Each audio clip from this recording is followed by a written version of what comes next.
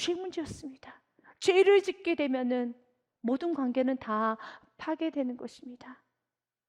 하나님께서는 아담을 부르세요. 아담아, 너 지금 어디 있느냐? 그때 아담이 이렇게 말을 합니다. 주님, 내가 하나님의 소리를 듣고 내가 벗었으므로 두려워하여 숨었나이다. 그가 벗어서 너무 두려워서 숨었다라고 말합니다. 틀린 말이죠. 아담은 어제도 벗고 있었고 그제도 벗고 있었습니다. 아담은 계속 벗고 있었습니다. 벗은 게 문제가 아닙니다.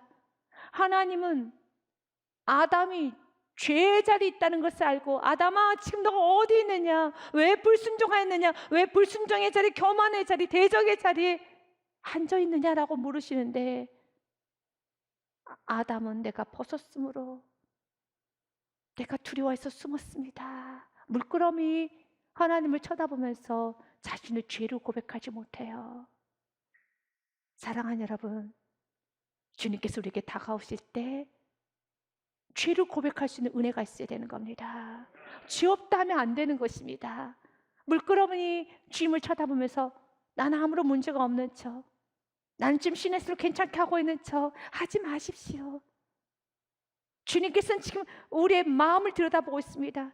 지금 무엇을 먹었느냐, 지금 무슨 죄를 범하고 있느냐, 지금 무슨 생각을 품고 있느냐, 그 생각, 그 마음과 그 모든 죄를 주님께 토설할 수 있는 은혜가 있어야 돼요. 주는 왜 우리에게 빛을 비춘 줄 아십니까? 우리를 정죄하고 판단하고 우리에게 죄에 대한 징벌을 주시기 위한 것이 아닙니다. 우리의 죄를 사해 주시기 위한 것입니다. 그리고 다시 관계를 회복시켜 주시기 위해서 주님은 오늘도 빛을 환하게 비춰주시는 것입니다.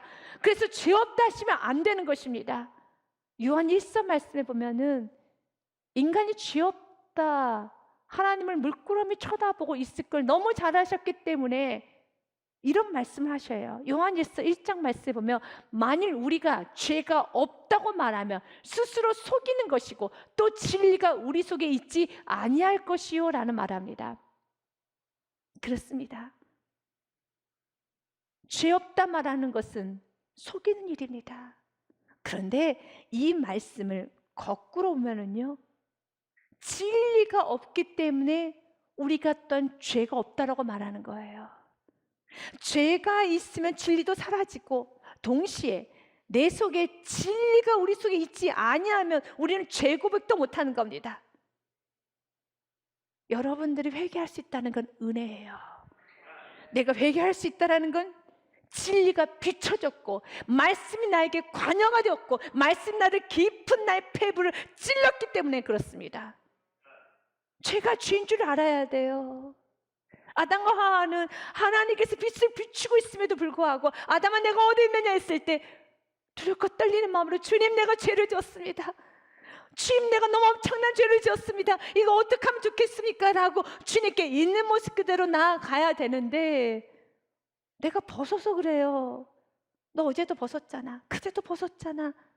주님께서 지금 이 부분을 관여하는 것이 아니라 아주 깊숙한 교만을 관여하고 있고 깊숙한 가식을 관여하고 있고 깊숙한 그 우상의 문제를 관여하고 있는데 그건 예서 외면하고 있다는 것입니다. 예서 외면하는 것이 아니라 빛이 비춰질 때 할렐루야 하며 잡을 수 있는 은혜가 있어야 돼요.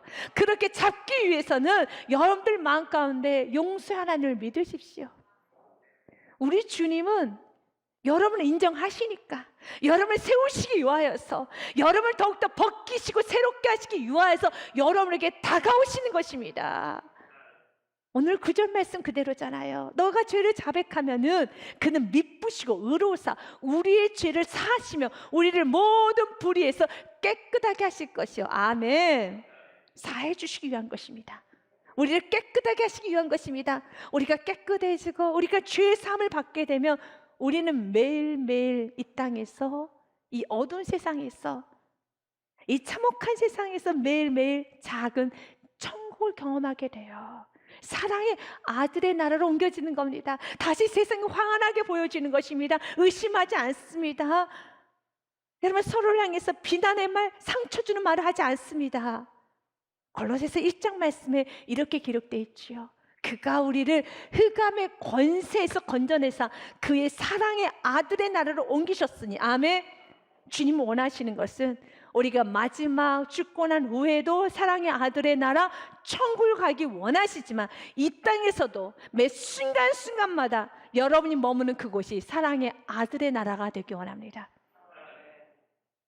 서로를 향해서 내 뼈 중에 뼈요, 내 살 중에 살이라 말할 수 있는, 마음 터놓고 말할 수 있는 그런 관계, 경계, 의심, 긴장, 외면하지 아니하고 상대방의 말의 의도를 깨달을 수 있는 그런 관계, 알려고 하는 관계, 상대방의 그 말을 들으려고 하는 그 열린 마음의 그런 관계, 작은 천국이죠. 너무 기분 좋죠. 너무 행복한 공동체죠.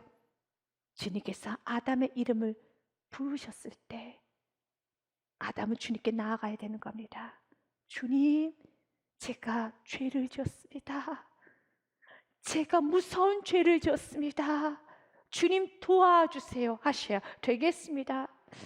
유진 피터슨 목사님도 죄를 지었을 때는 십자가를 붙드십시오라는 메시지를 전하였습니다. 먼저 하나님께 가라. 넘어진 후에 첫 발은 십자가 쪽으로 디뎌야 한다. 넘어졌다고 절망해서는 안 됩니다. 넘어졌을 때 일어나 그 첫 발을 십자가 쪽으로 옮기십시오. 무너진 세계를 재건해 주시는 하나님의 은혜를 구하십시오. 그리고 회복된 후에 죄를 다시 범하지 않도록 하나님의 도우심을 구하십시오. 아멘. 여러분 넘어지셨습니까? 십자가로 여러분의 발을 옮기셔야 되는 겁니다. 우리의 무너진 세계를 회복시키실 분은 주님밖에 없습니다. 주의 이름 부르셔야 되는 것입니다. 주님의 이름을 부르셔야 되는 것입니다. 아담은 완전히 무너졌어요. 아담의 내면은 완전히 무너졌습니다. 그의 내면의 무너짐은 그의 언어를 통해서 할 수 있어요. 그가 12절에 이렇게 말합니다. 하나님께 이렇게 말해요. 아담이 이르되 하나님이 주셔서 나와 함께 있게 하신 여자, 그가 그 나무 열매를 내게 주므로 내가 먹었나이다. 내 뼈 중에 뼈요, 살 중에 살이라고 말했던 그 하와를 물건 취급합니다. 나와 함께 있게 하신 여자라고 말합니다. 이 말을 조금 더 정확하게 해석해보면, 이 여자는 내가 원하지 않았는데 나의 의지와 상관없이 하나님 당신의 임의대로 나에게 주셔서 함께 하게 하셨으며, 이제는 그 여자와 같은 공간에 있다는 것 자체가 너무 고통스럽습니다 라는 이 말이라는 것입니다. 내 의지는 없었어요. 당신의 계획대로, 당신 마음대로 그 여자를 만드셔서 나에게 주셨고, 지금 내가 함께 있는 그 여자는 너무 나에게 고통을 줍니다 라고 말하는 거예요. 우리의 가정에서도 이런 말을 할 때가 있죠. 난 당신 때문에 너무 고통스러워. 난 지금 살고 있는 게 지옥이야. 사는 게 고통스러워. 나는 의지가 없었어. 부모님이 하라는 대로 하는 것뿐이었어. 당신 시킨 대로 한 것뿐이었어. 나는 결혼 자체도, 난 인생은 다 그랬어 라고 말을 아무 말이나 쏟아내죠. 왜 그런 말을 할까요? 실패를 상대방에게 전가시키는 거죠.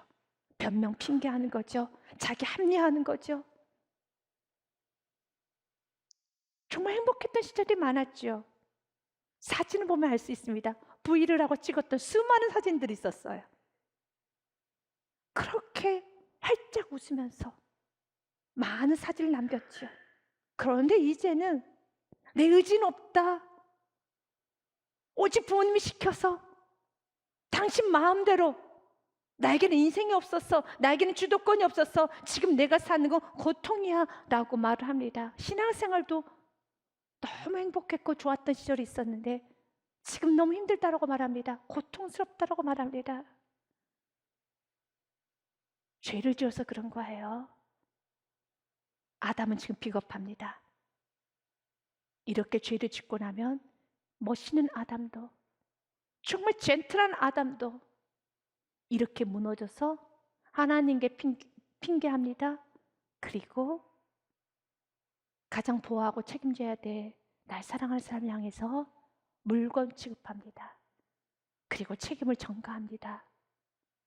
그런데 아담은 지금 완전히 거짓말하고 있는 거예요.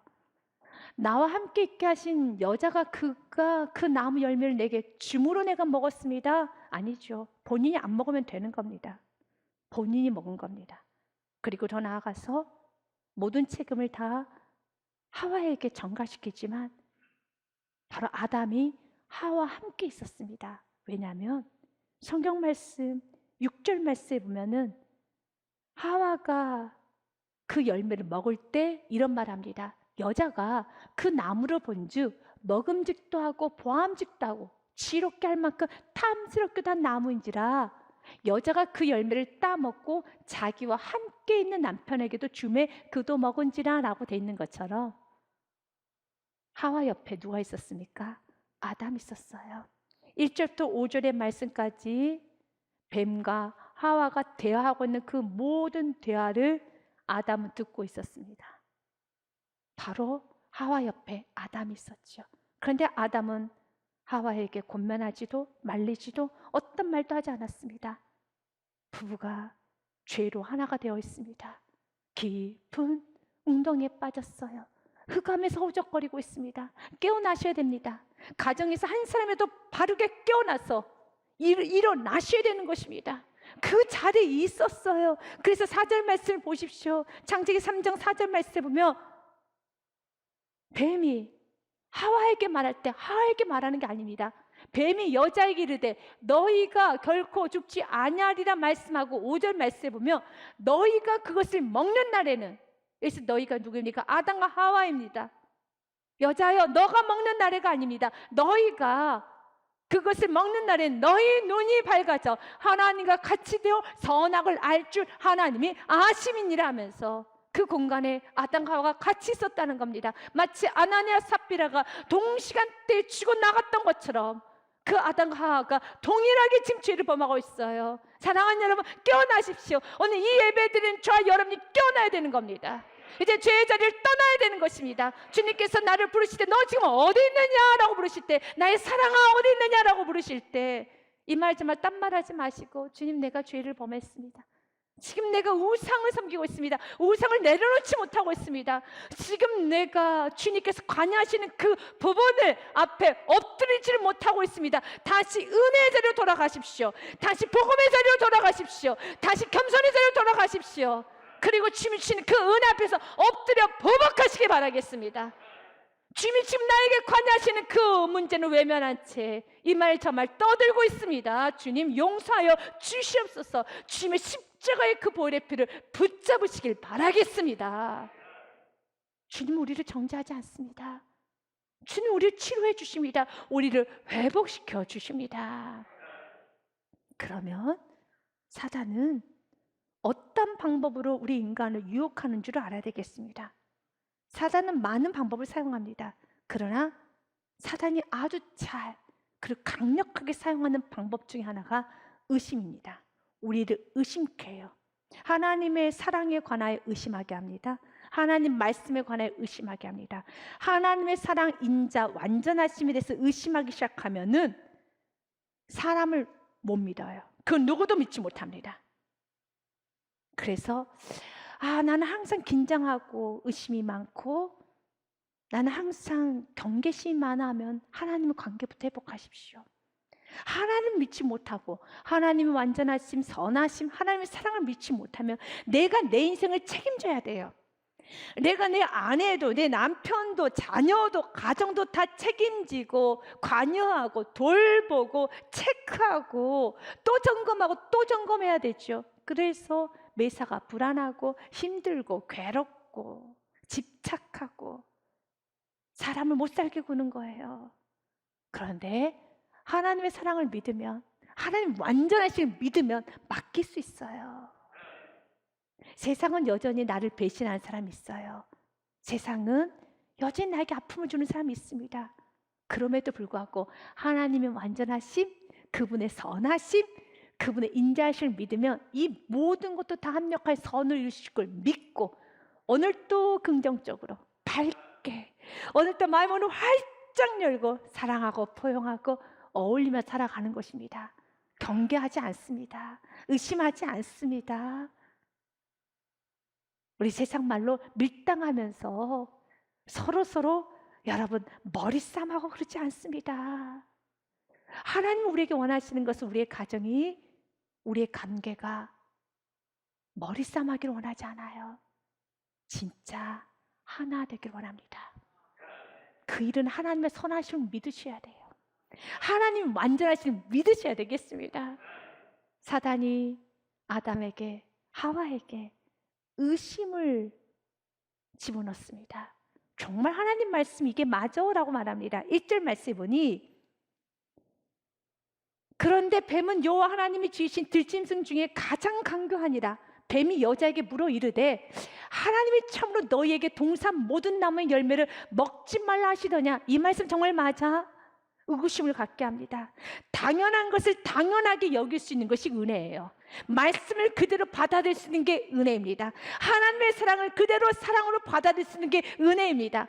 그런데 의심이 들게 합니다. 정말 이 말씀 맞아? 하나님이 널 사랑하는 거 맞아? 정말 너를 위해서 기도해 주는 거 맞아? 라고 자꾸 의심하게 합니다. 그래서 믿음은 고기예요. 여러분, 하나님을 믿으십시오. 말씀 듣고 지금 사단이 끊임없이 하나님 말씀을 온전히 믿지 못하게 하는구나, 그러면서 모든 인생의 관계를 다 파괴시키게 하려고 하는구나 라고 여러분들이 간파할 수 있어야 돼요. 이 말씀이 맞아? 라고 의심케 했을 때 하와는 말씀을 확대하고 축소하면서 말씀을 다시 자기 마음대로 해석해 버립니다. 여자가 뱀에게 말하되 동산 나무의 열매를 우리가 먹을 수는 있으나 동산 중앙에 있는 나무의 열매는 하나님의 말씀에 너희는 먹지도 말고 만지지도 말라, 너희가 죽을까 하노라 하셨느니라. 틀렸습니다. 자신의 마음대로 말씀을 확대했고 축소했습니다. 하와는 이렇게 말했죠. 하나님의 말씀에 너희는 먹지도 말고 만지지도 말라. 아닙니다. 그렇게 말씀하신 적 없습니다. 2장 17절 말씀 보면 하나님은 이렇게 말씀하셨죠. 선악을 알게 하는 나무의 열매는 먹지 말라. 내가 먹는 날엔 반드시 죽으리라 말했습니다. 그런데 하와는 이렇게 말했죠. 먹지도 말고 만지지도 말라라고 말하는 것처럼 확대 말했습니다. 하나님은 굉장히 금하시는 게 많은 것처럼, 하나님은 우리를 너무 고생시키고 우리를 너무 강압하고 우리에게 아무것도 못하시게 하시는, 하나님은 금지하시는 게 너무 많은 것처럼 하나님을 오해시키게 확대했습니다. 그리고 하나님 말씀을 축소했어요. 어떻게 축소했습니까? 하나님은 먹는 날에는 죽으리라 하셨는데 그는 뭐라고 했습니까? 죽을까 하노라. 죽을 수도 있지만 죽지 않을 수도 있어 라고 합니다. 말씀을 자기 마음대로 재해석했습니다. 확대하고 축소했습니다. 자기 마음대로. 하나님은 우리가 이렇게 신앙생활 하기를 원하지 않습니다. 하나님을 내가 만들어서 믿는 것이 아니라, 말씀을 내가 조합해서 믿는 것이 아니라 말씀대로 믿을 수 있어야 돼요. 아담과 하와 안에는 자신이 주인 되어서 말씀을 자기 마음대로 해석해버렸죠. 그때 사단이 두 번째로 의심으로 공격한다면, 두 번째로는 고집으로 공격합니다. 죽을 때까지 너 생각 내려놓지 마.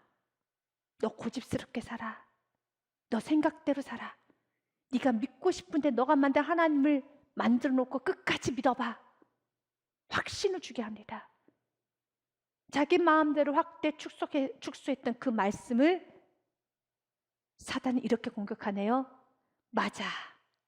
4절 말씀해 보니 이렇게 되어 있습니다. 뱀이 여자에게 이르되 너희가 결코 죽지 아니하리라. 이 말 꼭 붙잡고 평생 살아 라고 하는 거예요. 우리가 하나님 말씀을 굳건하게 붙들어야 되는 것처럼 사단은 우리 유혹할 때 우리의 생각을 굳게 붙잡도록, 우리의 고집스럽게 살아가도록, 신념이라고, 하나님의 말씀이라고, 충성이라고 자기가 만들어놓은 하나님을 끝까지 붙들고 가게끔 합니다. 그래서 오늘도 내 생각을 버리셔야 돼요. 내 경험을 버리셔야 돼요.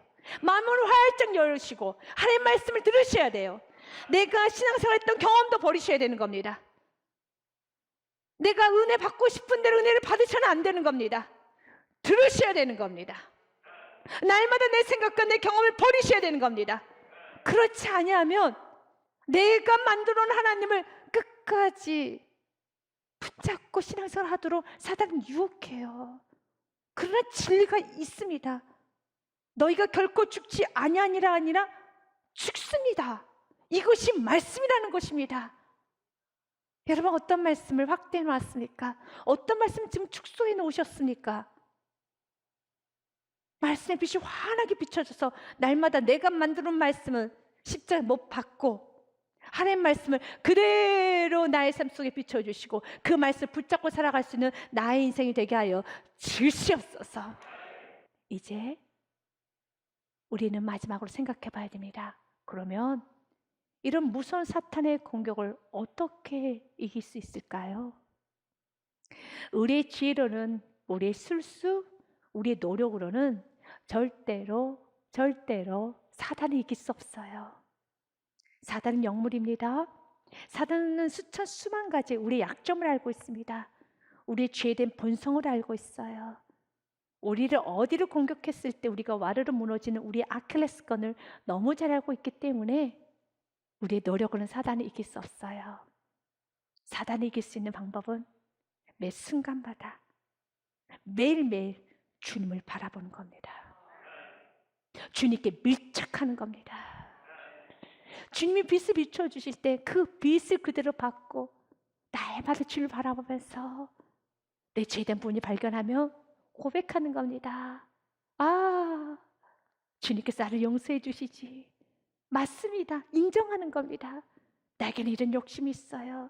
나에게는 이런 안락을 포기하지 못한 내 안에 있는 욕구가 있어요. 오늘 또 나는 죽고 예수 그리스도가 살아가는 삶을 살고 싶습니다. 주님 도와주세요. 주님 도와주세요라고 날마다 다윗과 같이 주님을 바라보는 삶, 날마다 주님만을 사모하면서, 그러게 다윗이 그토록 성전을 사모했던 것처럼 예배하는 삶, 주님을 바라보면서 말씀을 즐겨 듣기 원하는 삶, 그 삶을 살아가시기를 바라겠습니다.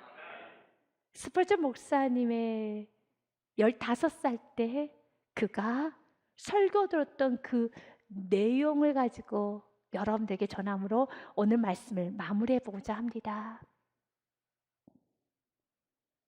15살 때 그가 설교를 듣습니다. 1850년 1월 6일 날 들었던 설교의 내용의 일부분입니다. 많은 사람들이 자기 자신을 바라보고 있습니다. 그러나 그것은 아무런 쓸모가 없습니다. 어떤 이들은 말하기를 하나님 아버지를 의지하라고 합니다. 아닙니다. 의지하는 것 또한도 미래의 일입니다. 예수님 말씀하시기를 지금 나를 바라보라고 하셨습니다. 내일이 아닌 지금 바로 이 순간 예수님을 바라보십시오. 성경은 나를 바라보라고 말씀하십니다. 나를 바라보라. 내가 수많은 핏방울을 흘리고 있노라. 나를 바라보라. 나는 십자가에 매달려 있노라. 나를 바라보라. 나는 죽었고 묻혔노라. 나를 바라보라. 나는 다시 일어났노라. 나를 바라보라. 나는 아버지 오른쪽에 앉아있노라. 그분이 그 오른쪽에 앉아서 못하고 계십니까? 우리를 위해서 중보기도 하고 계십니다. 나를 바라보아라. 오 불쌍한 죄인이여, 나를 바라보아라. 언제요? 지금 이 순간에. 지금 이 순간에 우리 하나님께서도 말합니다. 아담아, 내 사랑아, 지금 내가 어디 있느냐? 어제 신앙을 자랑하지 마십시오. 지금 어디 있느냐? 지금 너의 마음이 어디를 보고 있느냐? 어디를 향하고 있느냐? 지금 너의 마음이 어디 있느냐? 주님 물으실 때, 주님, 내 마음이 지금 세상을 향해 가려고 지금 요동치고 있습니다. 주님, 나를 도와주시옵소서. 내가 불안해 있습니다. 걱정, 의심 너무 많습니다. 두려워하고 있습니다. 미래에 대한 걱정이 너무 많습니다. 지금 내가 어디 있느냐? 다시 믿음의 자리로 돌아오십시오. 다시 감사의 자리로 돌아오십시오. 다시 주님을 붙잡으십시오. 언제요? 지금 이 순간에.